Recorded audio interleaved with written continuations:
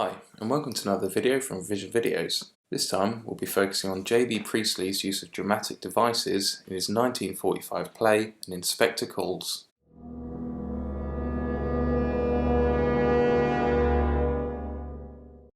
A dramatic device is a technique used by writers to give the audience an impression or a belief that is used in place of explicit dialogue or descriptions.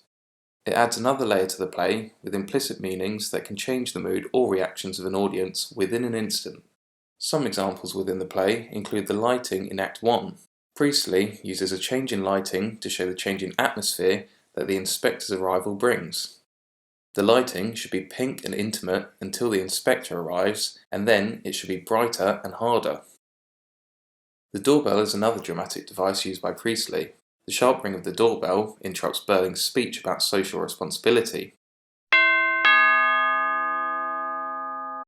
This forces the audience to make a connection between the inspector's arrival and Burling's capitalist ideology that promotes self-interest and his belief that the community is nonsense. Priestley only has the inspector show the photograph to one person at a time. This means that no one character can ever be sure they've seen the same photograph as any other character. This adds to the sense of mystery which surrounds the girl and the inspector. It's important to notice that the photograph always has an impact on whoever sees it. Priestley uses dramatic irony in the first scene, letting the audience know that Burling's speech is full of inaccuracies. This makes us question the reliability of his judgment. And I say there isn't a chance of war. The Titanic, she sails next week. Unsinkable. Absolutely unsinkable. If Burling is wrong about the war and the Titanic, what else will he wrong about? Let's say in 1940. By that time you'll be living in a world that will have forgotten all these capital versus labour agitations and all those silly little war scares. There'll be peace and prosperity and rapid progress everywhere. In an example of foreshadowing, an indication of a future event, we see Burling as an overconfident person when he tells Gerald that he's expecting a knighthood, though a throwaway comment made about getting into trouble makes the audience expect that something bad is yet to happen. So long as we behave ourselves, don't get into the police court or start a scandal, eh? Sheila's taunting of her brother also hints at his possible issues with alcohol. You're squiffy. Priestley uses opposites or contrasts as an effective device, juxtaposing the beliefs of Burling with the attitude of the inspector throughout the play. He also forces the audience to make links between Sheila and the dead girl to highlight the differences in their lives caused because of their social classes. There is also an example of a cliffhanger at the end of Act 1. This is where the inspector asks, "Well?" to Gerald. Act 2 will also begin from here.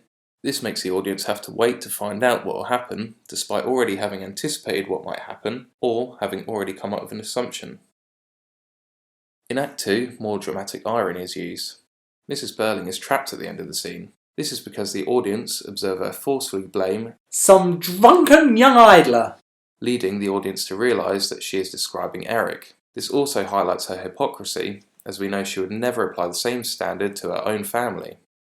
The timing of Mrs. Burling's entrance means that she's unaware of the impact the inspector is having and insists on trying to control events herself. In Act 3, Priestley uses sound effects when the telephone rings,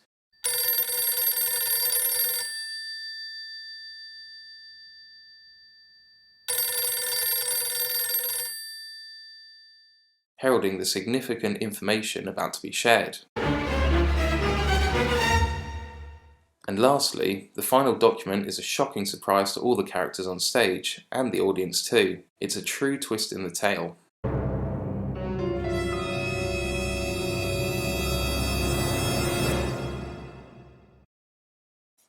Thanks for watching, and as ever, go to revisionworld.com for more free materials, or subscribe to our channel or visit Revision Videos for the latest.